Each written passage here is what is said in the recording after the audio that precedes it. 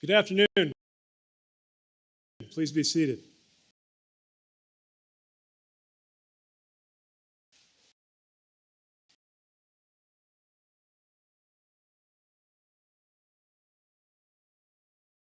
First of all, thanks to everyone here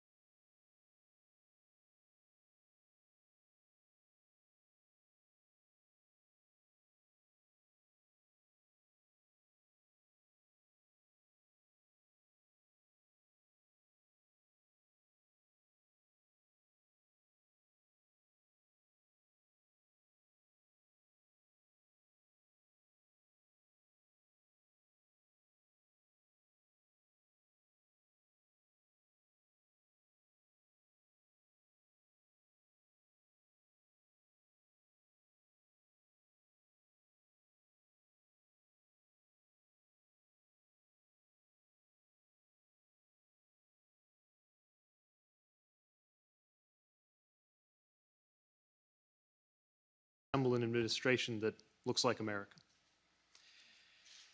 And for all that he has done to help people see themselves in a new light of belonging and possibility, on a point of personal privilege, I'd like to recognize my husband, Chasten.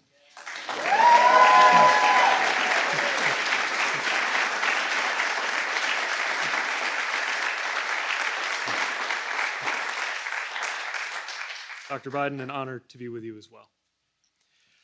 Even for a cabinet member, I got to tell you, being in the East Room is not something you get to do every day, and certainly not often 2 days in a row.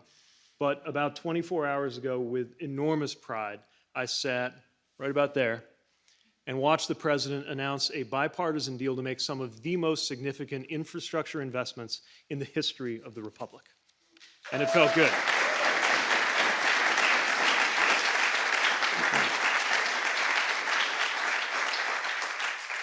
I want to say that whenever I'm in here, I always think about when I first saw this room, first saw these walls and the paintings and the famous gold curtains, which of course was on TV, like everybody else, on a small TV set in South Bend, Indiana. I watched TV as much as any other kid growing up in the 90s, maybe watched the news a little more than most kids, and learned a lot about how the world works. I remember being 15 and seeing stories about President Clinton's nominee for an ambassadorship who couldn't even get a vote in the Senate because he was gay. I remember at 16 looking at that same television set and seeing the face of Matthew Shepard, who was beaten and left to die because he was gay. At that age, I had never even heard the term LGBT, let alone begun to realize that any of this had anything to do with me. But I watched the news and I learned. I learned that being LGBTQ plus was something that could cost you your job, could cost you your life. Not that long ago, well within the lifetimes of many people in this room, being outed could be disqualifying from public service. Any public service, not just being a cabinet officer or a member of the military, but being a bookkeeper or an astronomer for the federal government. I wasn't here for those days, but I became a military officer under Don't Ask, Don't Tell, ran for office in Indiana, time and again facing that choice between service and love, between duty and self. My whole self. And yet today, here I am, here you are, here we are, standing in the East Room in the company of the President of the United States and the First Lady, wishing each other happy Pride.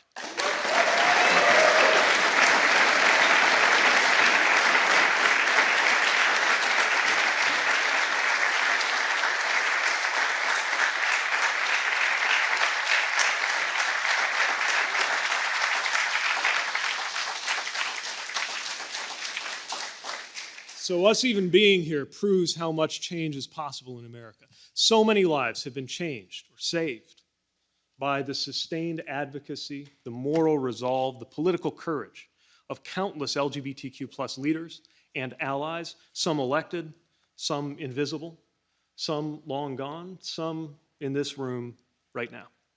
Here we are, but we have such a long way to go. Around the world, LGBTQ plus people face discrimination and danger, especially in some of the same countries where democracy itself has been on the back foot lately. And here in the United States, many basic protections still do not exist. Rates of violence, especially against Black trans women, are shocking and disproportionate. And researchers found that last year, 2 in 5 LGBTQ youth seriously considered suicide. There have been great leaps forward in this country, but there are reminders everywhere about what it looks like to move backward. Not just in shocking acts of violence like the Pulse shooting that this country now rightly commemorates, but in the everyday grind of politics as rights and equality come up for debate. There's an especially dangerous political strategy arising in some states right now, as some politicians try to gain advantage by picking on transgender kids, some of the most vulnerable people in this country. There are consequences when politicians and other leaders respond to transgender people's search for equality and belonging by basically denying that someone can be transgender at all. Telling America that transgender people do not exist amounts to telling very real transgender people that they should not exist. And if you are a person in a position of responsibility, you need to understand the weight of your words. You need to understand that if you go around signaling to people that transgender youth shouldn't exist, transgender youth will hear you, and some of them will believe you. So this is a matter of life and death. And supporting and celebrating our LGBTQ plus community is a matter of compassion and decency, and it's a matter of national character, bearing on the question of whether this really can be a country of liberty and justice for all. And I am proud to work for a president and an administration that believes in that more decent and equal America. It's reflected in the very makeup of this administration, full of extraordinary out public servants, including Dr. Rachel Levine.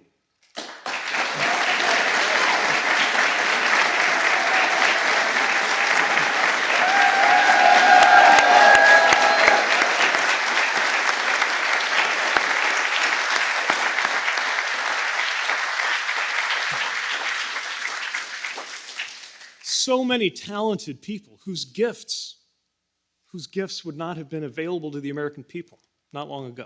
And when it comes to policy, the Biden-Harris administration is working for that better America every day.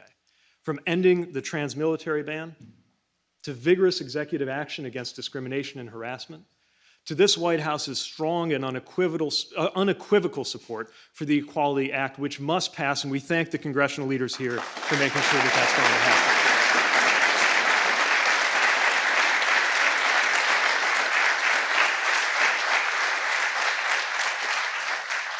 So, to everyone in this room and everyone out there around the country and even around the world, to those youth who wonder whether they belong, and especially to those for whom doubt or fear or danger mean you still can't live fully as your true self, know that a whole lot of us have your back, starting at the top, and yes, happy Pride.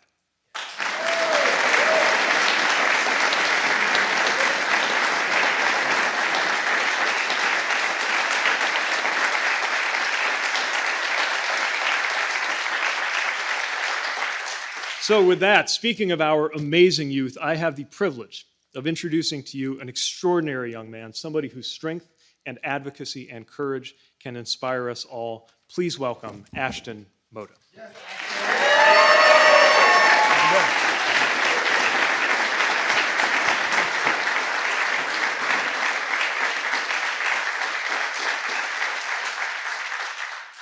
Thank you so much, Secretary Buttigieg, and good afternoon, everyone.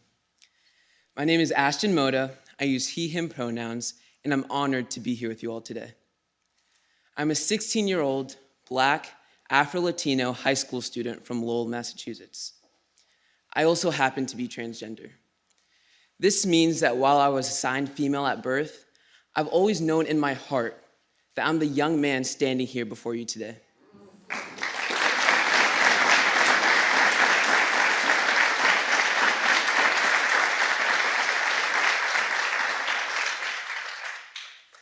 I transitioned just before the 7th grade.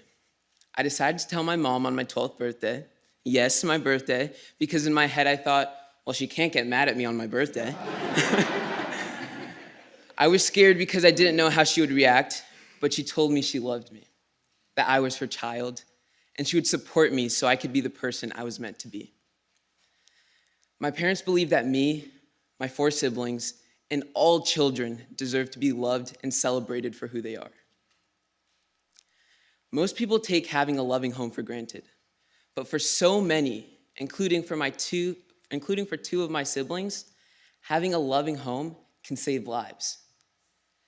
After coming out, it didn't take my family and me long to realize and learn that there are many transgender youth, especially transgender youth of color, who are not supported by their families and therefore experience homelessness. 2 of my siblings are young, transgender women of color and are a part of the foster care system.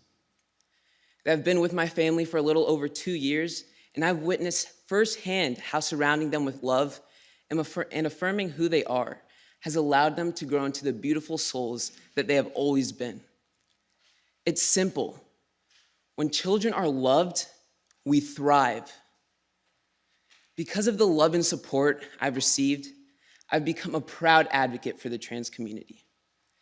After I came out, I fought a bill in the Massachusetts legislature that would have harmed young transgender Americans.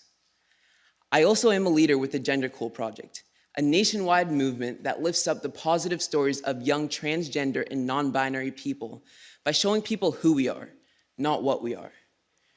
We are future software engineers, teachers, elected officials, and change makers. These are the stories we tell. Most people have never met someone who is transgender, but when they meet us, see us, and hear our story, they realize we're just like all other young people. We sleep in late, we love spending time with our friends, and we make our communities better.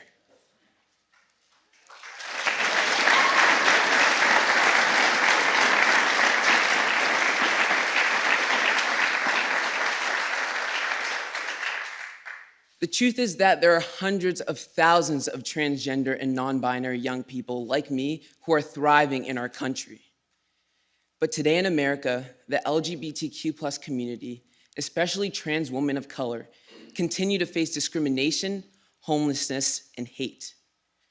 And trans teenagers and kids like me wake up to headline after headline about bill after bill that prevent us from joining a sports team, receiving health care, or even just using the bathroom. This is why passing the Equality Act is so important.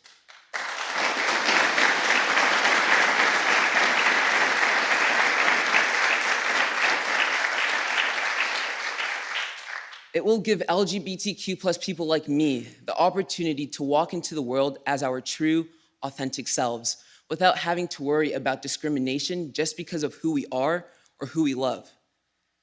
I want to thank President Biden for the protections his administration has put in place for LGBTQ+ people nationwide. While we know there's work to be done, these efforts are deeply meaningful to so many young people like me. President Biden has always stood up for his family, and I know he'll always stand up for my family too. Mr. President, thank you for having our back.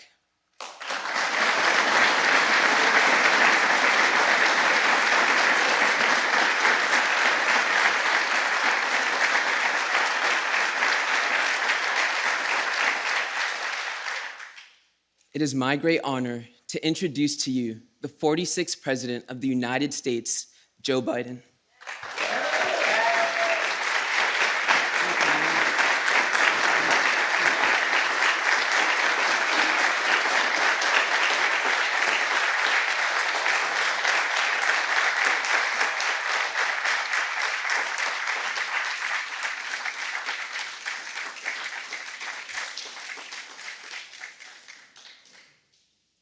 My name's Joe Biden. I'm Jill Biden's husband.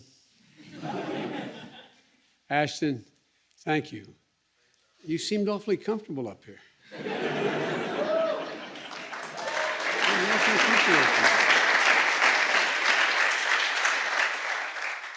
I don't know. I'm not sure I'll be around, but if you're here, just Don't pretend you don't know me, okay? Your story, your leadership, and your mom is an inspiration. Your mom.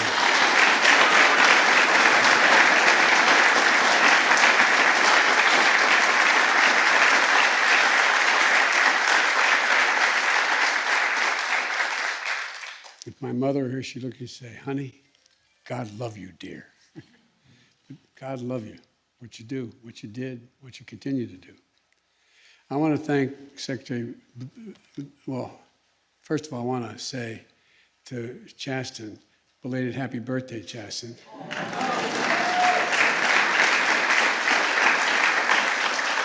If you could hear us inside, we were singing happy birthday to him. We got a bunch of cupcakes, but not enough for everybody. And Mr. Secretary, thank you. You're the best, man. Look, our presence here this afternoon makes a simple, strong statement. Pride is back at the White House.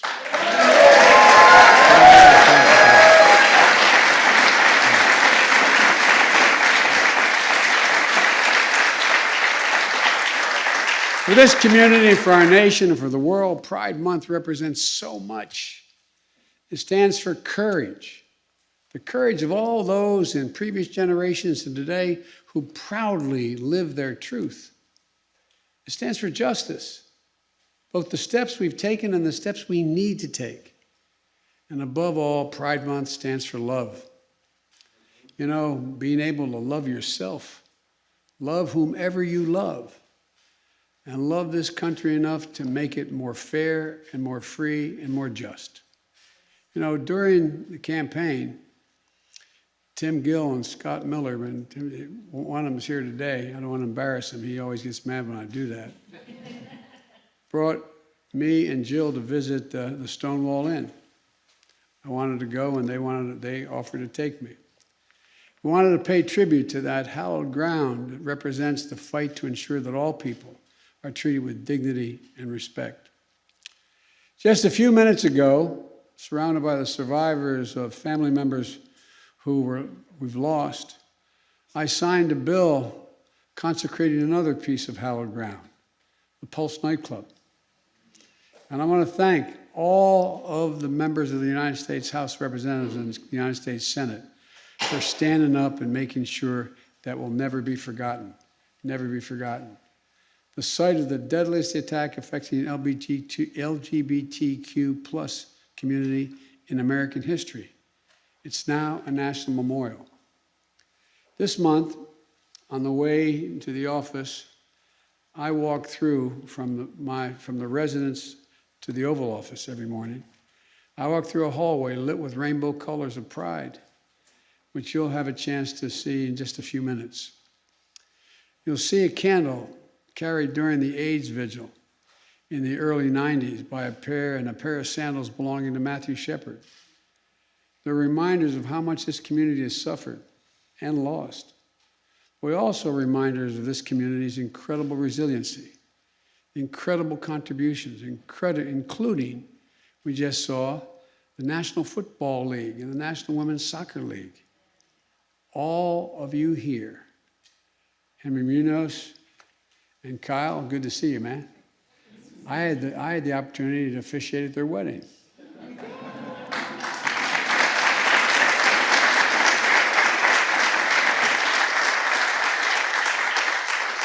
And Representative Malcolm Kenyatta, where are you, Malcolm? Good to see you, man. And Dr. Matt Miller. They stole the show at the Democratic Convention. And my friend, Sarah McBride. Where's Sarah?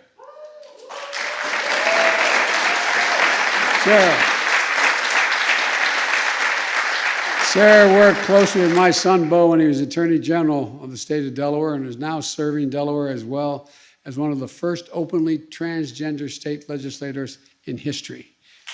Senator.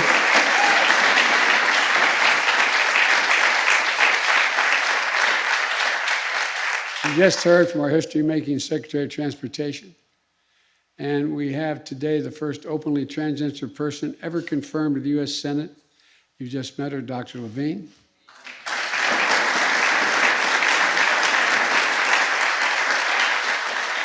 Representation matters. Recognition matters. But there's something else that matters. Results. Results. I'm proud to lead the most pro-LGBTQ equality administration in U.S. history. And even on my very first day in office, the first executive order I signed was to change the whole of the federal government to commit to work aggressively to root out discrimination against LGBTQ plus people and their families. That was the first executive order. I ordered our agencies, every agency, to rapidly implement the Supreme Court's ruling in Bostock, which affirmed that civil rights protections on the basis of sex apply to sexual orientation and gender identity. And as a result of that executive order, the Department of Housing and Urban Affairs announced that it would take steps to protect LGBTQ plus people from discrimination in housing and ensured critical protection for transgender Americans experiencing homelessness. The Consumer Financial Protection Bureau announced it would work to combat discrimination against LGBTQ plus people in credit and lending. The Department of Health and Human Services announced it would protect against discrimination in healthcare services. And just last week, the Department of Education made clear that Title IX protections apply to sexual orientation and gender identity and prohibit discrimination against LGBTQ students.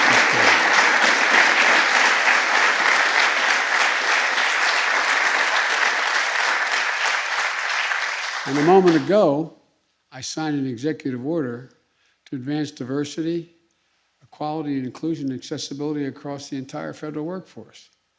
The order directs the entire federal government to eliminate barriers so people from every background and walk of life have an equal opportunity to serve our nation, including LGBTQ plus folks and all employees in underserved communities. Look, I also was proud to rescind the discriminatory and un-American ban on openly transgender service members. Today, we're joined by Lieutenant Colonel Bree Friend. Bree, Colonel. Thank you.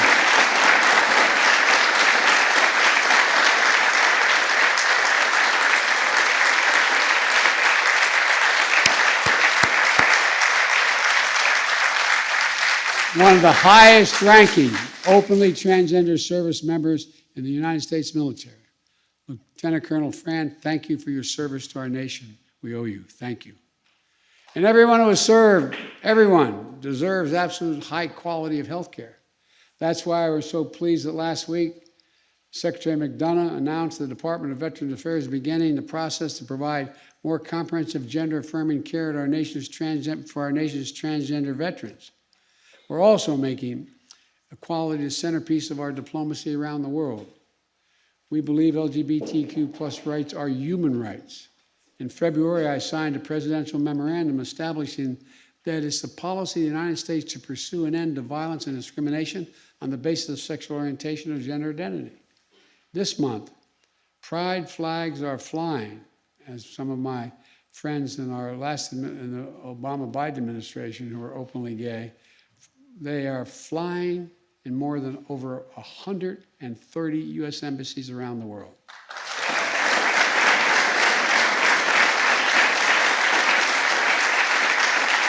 A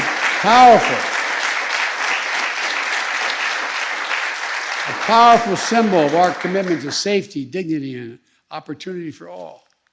And today I'm proud to announce that Jessica Stern, who many of you know as an LGBTQ plus special envoy at the State Department.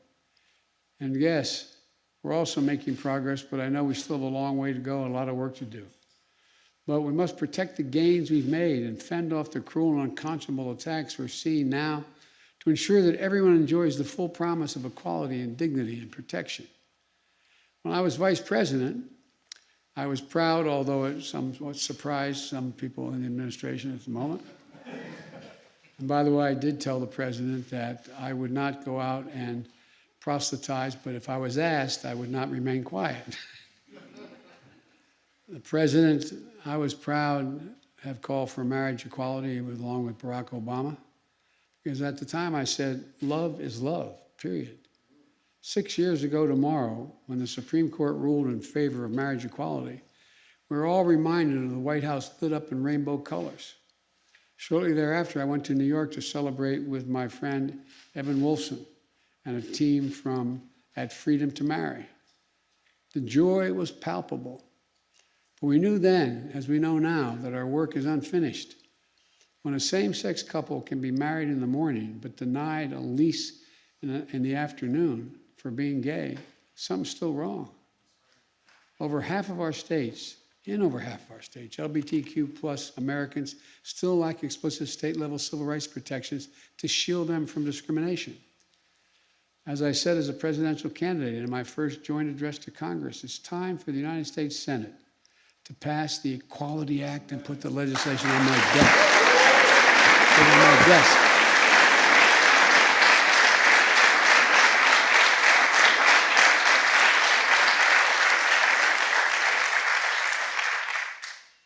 Harvey Milk was right when he said, quote, "It takes no compromise to give people their rights."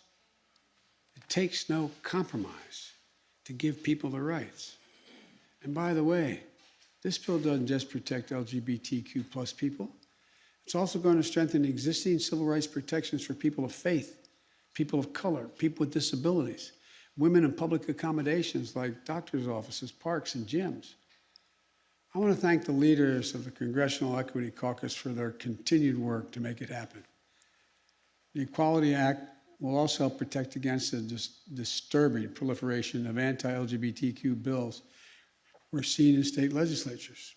So far this year, hundreds of anti-LGBTQ bills have been introduced in state legislatures.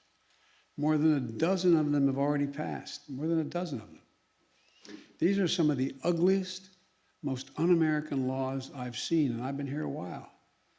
Many of them target transgender children, seeking to prevent them from receiving the appropriate medical care, for using the bathroom in high schools while they're with the one where they'll be most safe, even preventing them from joining sports teams with their classmates. Let's be clear. This is nothing more than bullying disguised as legislation.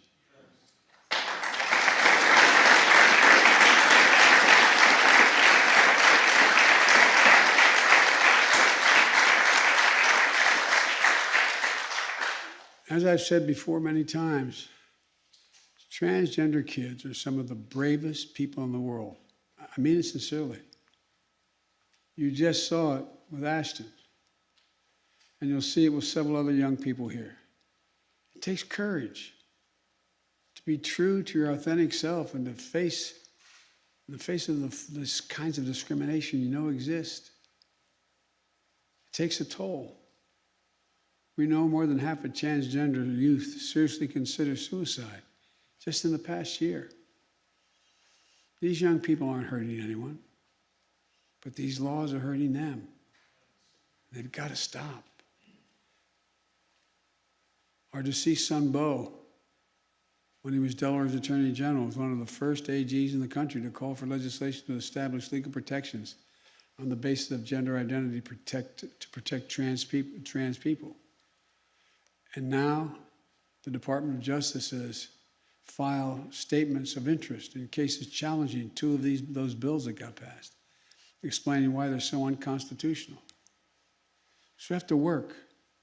We have to work, do so much in these areas to support seniors aging in isolation without support, to confront disproportionate levels of homelessness and poverty and unemployment in the LGBT community, to address the epidemic and level of violence against transgender people, especially transgender women, has been mentioned before, women of color.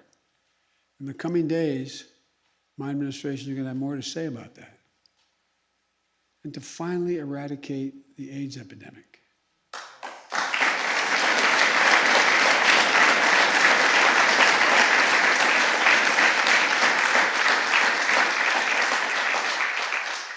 I'm not sure I'm allowed to talk about this. But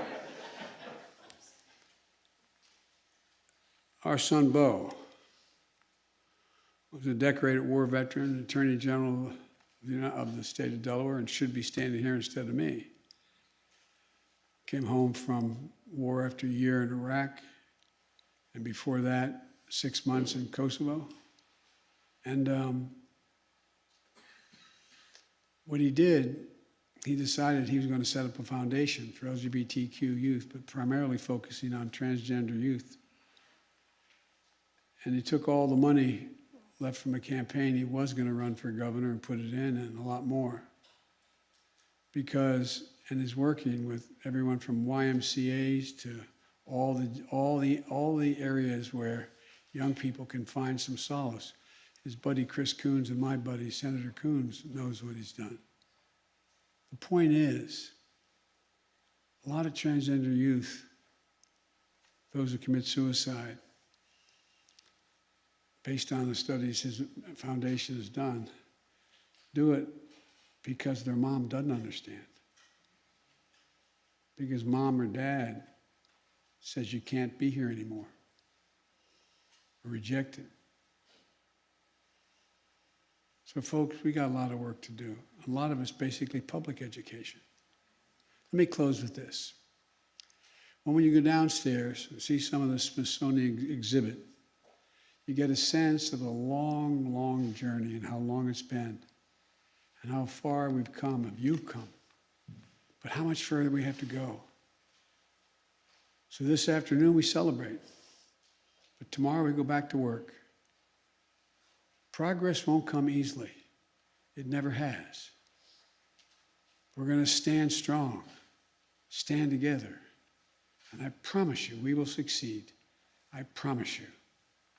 I said to folks earlier, you know things, why I always get asked by the press, why are you so optimistic, Biden? Well, as my neurosurgeon once said, I'm probably a congenital optimist, but beyond that, it's a simple proposition. Look at the young people, straight and gay, doesn't matter. They're the least prejudiced, this generation, the most open, the most giving, and the best educated generation in history. It's a fact in all of history. And look where they are. Look how it's changing. It's changing in ways that in my generation 270 years ago, you get beat up for defending somebody. But really and truly, there's a great reason for hope. And so much talent can be unleashed by embracing the LGBT plus community, Q plus community. So I want to thank you and say, happy Pride. May God bless you all and may God protect our troops. Thank you.